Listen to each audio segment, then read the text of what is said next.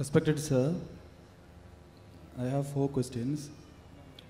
First You one can is, brother, please, hard to believe. please mention your name and one question at a time. Shijil. There are some hard to believe instances in any scriptures.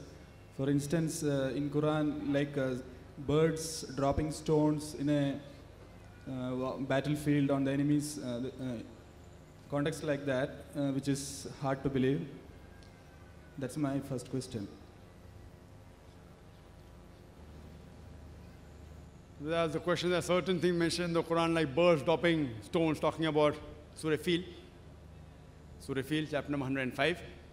There are many things. For example, Quran says about Shaqqul Qamar, Prophet Muhammad sallallahu alaihi wasallam split the moon into 2, Musa alayhi salam split the sea into 2. These are difficult things, yes. These are known as miracles. Miracles are those things which a human mind cannot conceive how it happened. For us human being, to make the moon into 2 is not possible. For us human being to split the sea into 2 and have a pathway is not possible. So these are known as miracles, which only God can do, you and I cannot do. So it's difficult for us to conceive. The only way for us to testify is to go back into time. Here sitting now, we can't go back 3,000, 4,000 years back and check up whether Musa alayhi salam, Moses, did he split the sea or not.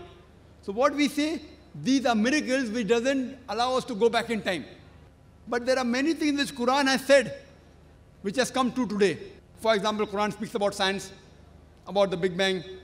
Quran speaks of the light of the moon, not its own light. Quran speaks the earth is spherical. Quran speaks the sun rotates, which to a man 1,400 years back would sound, what is this nonsense? That the moon has its own light? That the earth is spherical? All these things about the Big Bang. But today, after science has advanced, we have come to know it's a fact. But to know what happened in the past, we can't go back in time.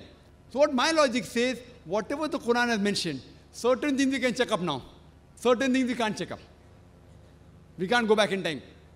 So that goes in the ambiguous slot. So what things we can check up today? Out of those things, whatever we can check up, so 80% things we can check up. So my logic says 80% of what the Quran mentioned, we can check up today, and we have come to 100% correct. Whatever we can check, not even 1% is wrong. Most of the contents are historic, I think so. Yes, that's what I'm telling you, brother. Historic. For you to say that thing didn't happen, you can only prove by going back in time.